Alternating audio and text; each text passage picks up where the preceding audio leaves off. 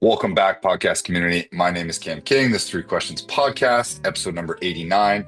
Today, I have one of my clients, Kaylynn Diaz, here to talk about some breakup and dating stuff. Kaylynn has her own story. She started her own podcast recently, and she's about halfway through our coaching process. And you certainly learned a lot, I hope. Yeah. Applying my time differently for sure. Good, good. Yeah, I want to do more podcasts with clients in particular because I feel like it's very important for you guys to share your story. I know we have our Discord, our community, and you guys connect with one another and are helping out each other in so many different ways, which is awesome. But I like putting out these short, hard-hitting episodes because there's always questions, whether it's about business or whether it's about breakups and dating and kind of life advice.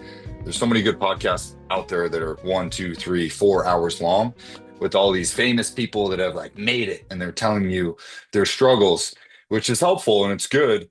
But there's not a whole lot of podcasts of just average people being like, well, this is my story and this is the medium that we're doing it now. Podcast is this alternative media. And I want more people to get out, share their story, share their wisdom, share their insight because it's helpful to us as a whole. But real quick, tell us about your podcast, tell us about yourself, give us a spiel.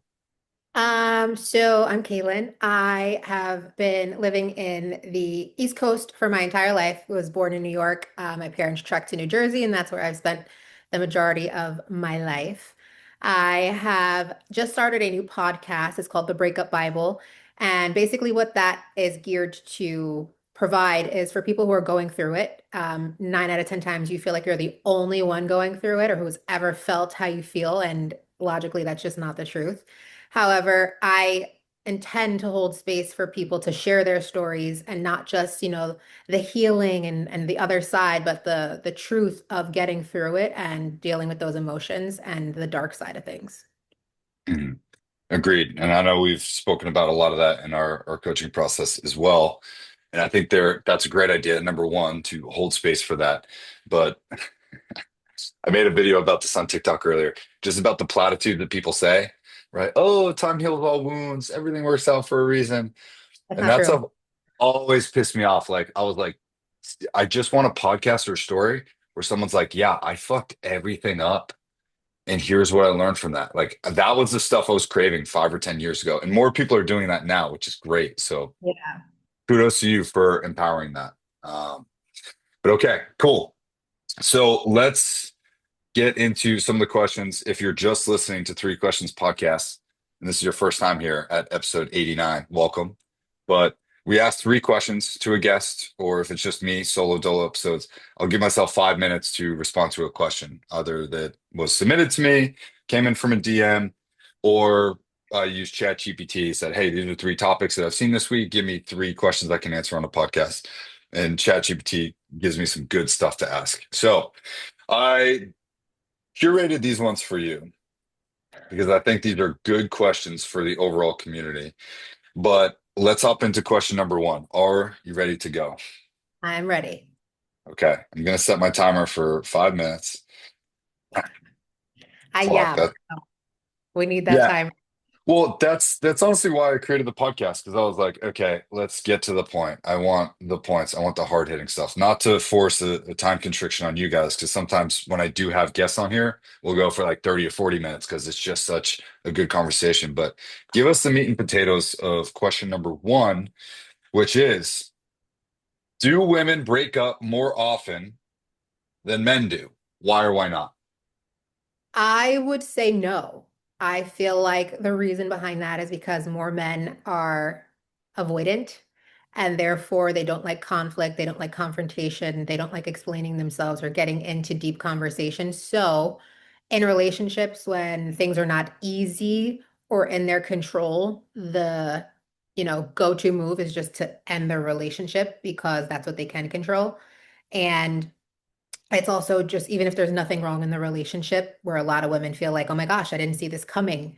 Men seem to take control of what they can. So, like, if they're having issues with their money, if they're having issues at work, you can't just go to work and tell your boss, screw you, right? Or else that's gonna affect your money too.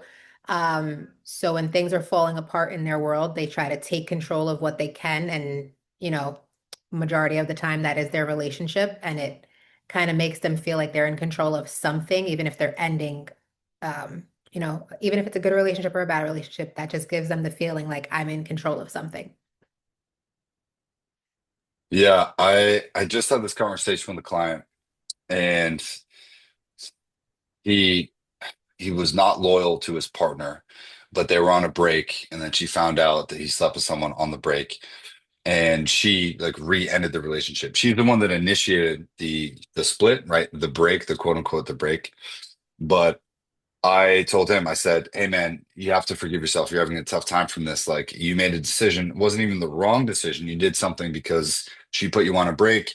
You were emotionally reeling, but now coming back and like her finding out and then him getting dumped again was really, really tough for him." And I Yeah. told him, I said, "Why do you think it's so tough for you?" And he's like, "Well, I put so much time and effort and focus in." And I see this all the time, but I think that men really view relationships as investments. I know I do, right? Time, money, attention, love, right? Blood, sweat, tears, all that stuff. When you as a man are constantly putting work into something and effort into something, you want to see an ROI and you want to protect that ROI. And Yeah. I personally think that it's more difficult for a man to walk away from a relationship because we want to fix things, we want to change things, we want to make it better, especially good men. And I think from my perspective, I would say that women will usually process the end of the relationship, and then the breaking up part is like the last thing that they do. Oh, yeah. So this is it was a tough question, but I don't necessarily know that women break up more often than men, but I think we do it in very different ways, if that makes sense. No, it does. And specifically because men see things as investments. if if there's a real reason for a breakup, like, cheating is involved or, physical abuse, verbal abuse, if there's an actual reason for a man to leave, they will think about it, but they would still try to fix it. Whereas what I was saying, as far as men being avoidant, 9 out of 10 times those relationships end just without thought. It's on impulse. And that's why you see some men come back around after 2, 3, 4, 5 months, after Mhm. they've had time to think about, the decision they made without thought. Whereas women, I will say, once a woman ends a relationship, that's probably done because they've thought Mhm. about it for months before pulling the plug. And in that time frame, they didn't see any change or any reason to change their mind. So once a woman is done, and women are by nature nurturers and fixers. So personally, I can say I'll do anything. If I love someone, I'm gonna try everything I can before I like turn my back and walk away. But I can also say if I make that decision, it's for a reason, and I'm going to probably stick to that decision. Mhm. Yeah, I completely agree with you on that one. It's whenever men do the breaking up, the man will always circle back to see if he can try and get that relationship back. Always, right? But it may be years, right? And I think that that's because for men, we always see as like, oh, what if she was the one that got away, right? Or we meet and date other women, but we always kind of go back and look, oh, well, what's she doing? Is she seeing anybody? Blah, blah, blah. Even if you don't find out about that, men always do circle back. Talk to all my buddies about it. I know I've done it even years down the road, but it's like just something that guys do. Okay. I don't think that's a bad thing either. I feel like if there was a reason you connected initially, especially if you made like I said, the decision on impulse, some men come back because they realize it immediately. Some men don't realize it until down the road. Like I think Mm, there's what is it called? The relief stage where like if a man's life is falling apart and they end a relationship, they're just like, oh, a weight's off my shoulders. And then they don't grieve it, they distract, and months down the road it hits them, and then they're like, wait, I lost the love of my life. What did I do? right. Um, so I think it's different when they come back. However, not always different. I would say, this is my two bits. If, a relationship falls apart and someone comes back, I don't think it should just be we left off, almost husband and wife. I think it needs to just start fresh, and it's a new relationship at that point, because For also sure. time, you can't expect to be the same person, whether it's a month later or 2 years later. Agreed. Completely agreed. Let's hop to question number two. and I can't wait for your input on this one. But what should women do if they get dumped? Um, I'll start with what they shouldn't do. Don't beg. Don't, you know, send paragraphs. I don't know. Don't do anything you wouldn't want your kid to do. Um, I feel like, and this is also, I'm 30 now. This is with years of experience. However, I just feel like you should know your worth. And if someone tells you that they don't want to be with you, believe them. Believe them because even if you beg and plead and they do take you back, is that because they really want to be with you or you just pled your case really well? Is that genuine? Um, at least that's how I think of it. Like if I have to tell someone how to love me or what I want and then they do it, the back of my head is always like, did I make this happen? Is this genuine? So I feel like that's the same thing with the breakup. I wouldn't want to convince someone to be with me because that's not what they want. I like that a lot. One thing that I think women should do, I think women naturally do this, but they will rely on their, friends and family for talking it out. I think women have to process things very, very, very different, and they have to talk it out. Obviously, this changes with age, but 20s, 30s, 40s, even 50s, any age really. When something bad happens, you have to find a way to talk it out and share it. And I think women just do a better job at that than men do. I think when men do something, they take it so personally. It is like an ego crisis. Everything that they knew that they thought they had, it's completely shattered. But I think that women should go to their friends and their family, should talk it out at nauseum, but I do think that they should generally prepare a plan. Not that you can plan for your emotions all the time, but you can say, okay, this has happened. This is my reality. Do I need to move out? Do I need to get a better job? How are my finances? There's something called Maslow's hierarchy of needs. And if you've never seen it, it's a giant triangle and it's a big theory that relates to basic human needs. And I think when you lose a partnership, you have to go back to your needs and say, okay, is my housing taken care of? Do I have access to water? Food, energy, money, all of these little sustainment things that you need. And with Maslow's hierarchy of needs, you cannot move to the next hierarchy until one is completely filled and satiated. So if you are stuck in survival mode because you're worried about finances, or you're worried about your housing situation, or you're worried about whatever situation, you don't feel safe there, like that piece of your life is taken care of, it's impossible to move up to the next hierarchy. So understanding emotions, spreading those out and sharing those with friends and family, but then literally go to Maslow's hierarchy of needs and say, what is in question? What do I need to take care of? And then developing some sort of plan to facilitate the growth or the nurturing or the movement ahead of those things. I know we haven't talked about that in our coaching, but I can explain that to you in one of our things because it's fascinating. And I think that it is something that people should do, in my opinion. I'm not going to tell women what to do because I'm not a woman, but is there I was anything that you would like to add? Yeah, I was actually gonna kind of contradict what you're saying a little bit. I feel like this is where Shoot. also men and women are different. Whereas when, like you said, where things are not, their life is falling apart, they focus on that hierarchy of needs. Like they focus on the life, the factors of life, like their finances, their living situation. Whereas when women, their life is falling apart, women are more emotion based. It's just a fact. Yeah, of So course.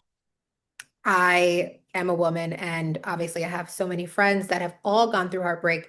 However, we're not focused on, you know, where we're gonna live or how much money we have in the bank. If anything, women are careless at this point and will just like shop to make themselves feel better. Or I have Mm, a friend who literally just went and spent $1,000 on like Botox and fillers to make herself feel good. Whereas women just want to get through the day mm, because the emotions are all over the place. Whereas men can kind of channel that and focus it on something productive. mm. Yeah, it's again, I'm not saying that women should do anything, but men are better at compartmentalizing those things, Absolutely. but the emotions will hit them later. So, like, yeah, cool. I remember when I've gotten broken up with, and it was like, I immediately was like, okay. How does my bank account look? What's my work business schedule? What are my commitments? Am I going to be able to show up emotionally for those commitments? Okay. I need to taper off. I need to say no to this, right? X this vacation. And it became like logic. Like I was a samurai just slicing and dicing. It was like, okay, cool. Cut the weight, cut the ties, unfollow, like erase those connections, shed the weight. And I think that you're right. Women do handle things differently. And that's a very good point. Just trying to get through the day is something that is has to be done. I saw one time when I was a kid when Jennifer Aniston got cheated on by Brad Pitt. She I went was on a just show. talking about this literally 30 minutes ago with my friend here. Oh my goodness. Yeah, she went on a show and they said, "Well, how are you feeling? Like, what have you done?" And she said, "Well, I came up with something called the Jennifer Aniston method." And she gives herself 24 hours after heartbreak to just feel like a total piece of shit. Eat all the pizza, watch all the Netflix, cry all the cries, talk about it with whoever she wants to. Maybe it's 24 hours, maybe it's a week, I don't know. But she gave herself a time period to say, I'm going to be a piece of shit for this amount of time. And then after that, I'm never going to fucking talk about it again, pretty much, right? I'm paraphrasing here, obviously, but that's what she did. And for whatever reason, I think about that every time that I've gotten dumped during a heartbreak or some sort of failure. I give myself a time frame and I bookend it and I say, okay, from this time to this time, you can be a piece of shit. But after that, it's time to get back on the horse, right? Yeah. And that to me is super helpful as a dude. I don't know if women are able to compartmentalize in that way. If you are, awesome. If not, that's okay too. But I always think about the Jennifer Aniston method as being like everyone should just do that if I don't possible. I don't think I have ever met a woman who could do that. Yeah, of course we have to get on with our lives and work and such, but Yeah, women get up and just go cry in the bathroom or, phone a friend all day long just so they don't feel alone. Whereas men kind of, even before where you were saying about like talking about it, where women will talk to family and friends, I feel like men don't even like doing that. Like they might give someone a story one time, like, yeah, we broke up for XYZ, but yeah. there's never like a therapy session where it's like, I feel deeply broken, or I'm so happy I made this decision because, XYZ happened. I don't feel like men really get into the nitty-gritty of their emotions. And like you said, No. it'll hit them months down the line where that's typically when they're like, wait, there is more emotion tied to this, breakup. And I actually filmed my one of my first podcasts with a gentleman, and he literally said that. He was like, I growing up wasn't allowed to discuss my emotions. He said he grew up in a very emotionally neglectful household. He wasn't allowed to discuss his emotions there. And then he was also a police officer. So it's almost like he had this bravado about him. And when he went through any of his breakups, he didn't discuss his feelings with anyone. He would just pick Mm, up overtime and just act like it didn't happen. And he said it finally caught up to him. And there was a day where he was at work, and literally had to pull off the road because he was having a panic attack. He couldn't breathe. And he was like, and this is 3, 4 months after my breakup. He's like, and all I could think about was this woman. And it hit him months down the road. So, yep. Yep. As it does. Every conversation I've had with a buddy where he's like, oh, how's so and so or what's going on with so and so? And be like, ah, man, yeah, no, we split because X, Y, and Z and yada, yada. And yeah, it sucks. And my buddies would just be like, yeah, man, that really sucks. And be like, anyways, like, do you want to go see fucking Superman on Friday? I'm like, yeah, yeah. dude, let's go, right? It's like that's the emotional depth that men have. And or they'd be like, oh, let's go out to the bar and let's just meet some new chicks and whatever else. And you'll be like, honestly, man, I can't. And he's like, yeah, all right, but we're gonna go anyway so that I can hit on chicks. And you're like, all right, cool. And then you show up as like the 20% person that you are. So it's very different for guys and women, obviously, but I think that's some great context. So I like that. Question number three. Where did my little notebook go? Question number three. Here's a good one for you. What are some red flags and green flags in both men and women? Ooh. Um, This is hard. I don't know why this is so hard. I'll start with women. I would say red flags in women are when they ask for things, like they ask for you to do things or provide them with things that you're not just doing genuinely. Um, like, can you buy me this? Can you take me here? I think that's such a red flag. I think if you want that and someone is not providing it for you, not your person. And you're in it for the wrong reasons. Like you want to be provided for, whereas if you're not with someone who is a provider, you're gonna have to keep doing this, and eventually it's just gonna tear apart your relationship. So first red flag for women is, I guess, asking for things. Um, red flags for women. Going out a lot, I would say. Actually, that's just my personal bias. Going out a lot is a red flag for women, and I will also say that because statistically, more often than not, women actually cheat more than men. Um, and it's because they intuitively think they are smarter and can get away with it. Whereas I'm not saying men are dumb, but women just think that they are superior in that regard, that they can just get away with it. So I would say going out a lot would be a red flag, or at least going out without their partner. Um, I don't know. This is hard. I feel like I'm cheating on my people here. You don't have to dime out your friends or anything that they do, but what about things that probably pertain to a lot of them? Like I tend to think about red flags, red and green flags as like non-negotiables. So So, like what are some non-negotiables that you have in both men and women? so I have more red flags for women now that you just said that. However, I don't know if these red flags come out during the relationship or after, but I have had friends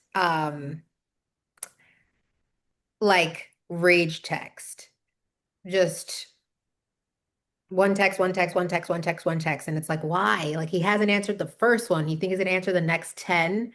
I also don't like when women kind of belittle men, like referring to your man as like a bitch or, things like that. I hate that. I don't like that. Not only is it emasculating, it's super disrespectful, whether it's your partner or just a man in general. However, I've also had friends who have like, I would call them stalkers. Red flag is if you have a stalker. They want to know where you are at all times, who you're with. I've had friends who have woken me up in the middle of the night, like called me crying, can you drive by his house with me? And it's like, it's 2:40 in the morning. No. And they're like, well, I'm outside your house. And it's like, now you're being crazy to me and I'm not even your man. That is such a red flag. Um, I've had friends like hack into their partner's phones, like hack it, like not just ask to see it, like go online, like the iCloud and like change the password so that they can see things. I think the craziest thing one of my friends has told me is that she like bought an air tag and taped it in his trunk, in her boyfriend or ex-boyfriend's trunk. I don't know what they were at this time, but I would say off-hinged women are a red flag. But you don't know this when you're dating. It might just happen after the fact. But Of course. I I'm the type of person where it's like I'm a hermit crab. Like I don't want to hurt my own feelings. That's my non-negotiable. I will not hurt my own feelings. I don't want to see what's at his house. I don't want to know where he is. I stay in silent. I don't want to stalk social media. Like I don't want to know anything. Why? Because that can't hurt me.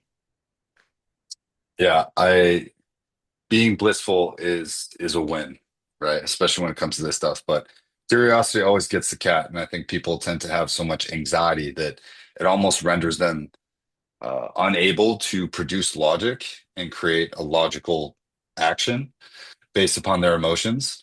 And I think, I mean, I've been there too. I've done stuff that I wish I hadn't, and I regret and spiraled and fell down all the potholes and all the pitfalls of shit that I wasn't proud of at that time. But even now, I'll have pings of, anxiety or like, oh, just text her, oh, do this, right? Oh, check this, oh, stalk her on social media. And it's like, It's like, stop. I have to stop myself because again, you taught me that. You said, I'm not willing to hurt my own feelings. And I was like, that's fantastic. I think you should put that on a t-shirt and sell the shit out of that because you probably crush it. But a couple red flags that came up while you were talking as well. One thing that I have witnessed in my own life is a huge red flag to me, uh, is when a woman is entertaining other men, especially in like a public place, a bar, a restaurant, whatever else. That to me happened when I was younger with my first girlfriend. I remember I went to the bathroom and I came back and this guy was handing my girlfriend his business card and they were too close for comfort. And I almost went to jail that night, right? And I was like, "Hey, what the fuck are you doing?" I said that to like both of them, and she was like, "Oh, I just met him. He was just offering to buy me a drink." And I was like, her and I were together. That's my girlfriend. Get the fuck out of here. She's like, "Whoa, relax, man. Blah, blah, blah. I didn't know." And I was like, "Get the fuck out of here." And then I turned to her and I said, "I better never see that again." I was like, "You're not my property. I don't own you, but like that was extremely disrespectful and I'm not going to ruin the night. I'm not going to talk about it again." But like that always stuck with me. I will never forget what that looked like. And for me, that's a big non-negotiable. Like you're you are your own person. You can interact with and socialize other people, but like if someone's getting too close and then you're literally accepting a business card from a person, that to me is crossing a line. That's crossing a boundary, right? I So think I think I encountered a similar situation one time. And there's like ways to handle that. I agree what she did was inappropriate, but I think I was like in I think it was a liquor store, pizzeria, I don't know, but the person who worked there, we were just talking while I was waiting for my pizza, and my boyfriend at the time was like next door. And it just so happened that the guy who was working here was in the same field as my boyfriend of the time. And we were just talking and communicating, and he was like trying to give me his business card and he was trying to give me his phone number. Like, and I was like, no, no, no, like just wait, like my boyfriend will be right here. Like you guys can talk directly. But like I kind of like just waited and like introduced them. yeah. So I feel like there's ways to handle that. There is, and we were younger, so obviously you learn and grow. I doubt she does that kind of thing now, but it is so attractive to me when a girlfriend is like, "No, that's my man," right? Like, "No, thanks," or like she senses another woman doing whatever else, and she'll give them a dirty look, whatever. Like, I love that. I am so attracted to that, right? I love that so much, and it's to the point now where in my last relationship, like we would joke about it. We would be at the grocery store or whatever, Walmart, and someone says, "Hey, do you want paper or plastic?" And I'd be like, "No, thanks. I have a girlfriend." Right. And I just like walk away. It became like a running joke. So there are good ways to handle that, but again, it relies on communication. I think red flags and green flags can change between people, but if you don't have the communication and the trust to work through that and say, "Hey, this is actually non-negotiable for me. This is something I want to see changes. It's something I don't like that actually hurt my feelings, and I'm feeling somewhat triggered from it based upon my prior experiences, and I don't want this to have the same effect here. Can we talk about this?" Right? I've changed a few of my non-negotiables over the years because I was able to communicate with a person, right? Two things that were on my non-negotiables list. And I met someone and I said, "Well, these were things that previously I wouldn't have considered, but actually us talking about it and communicating it is changing that for me." And I think that's really good. So red flags and green flags don't have to be finite things, but communication has to be between two people in order to get through those. I was gonna say we kind of got off track, but another red flag in both men and women is just aggressive communication, like yelling. Um, One thing I also, it might just be me and like a trigger for me is I hate when you're in the middle of a conversation or an argument or a disagreement and someone just wants to leave. Mm, Um, or just walks out and then you're just sitting there with like, all these things in your hand and it's almost like, are we going to finish this conversation? Are we just going to pretend everything's all good? Like, I think that might just be a trigger for me. Some people might need that. mm, However, I also have learned in therapy, like that might be someone's communication style, but there's ways to go about it. Almost like I need a timeout. I'm gonna step outside. We'll finish this conversation when I'm back. And I feel like I would have reacted to those situations better if someone called a timeout as opposed to just I'm leaving. So that's a red flag for me on I would say for both parties, men and women. Mm.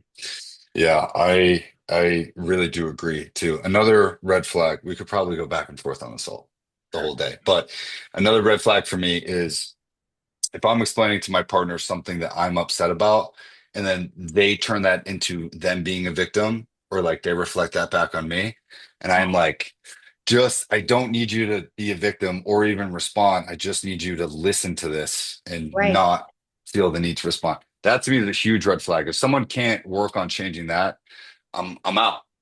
I That agree nothing.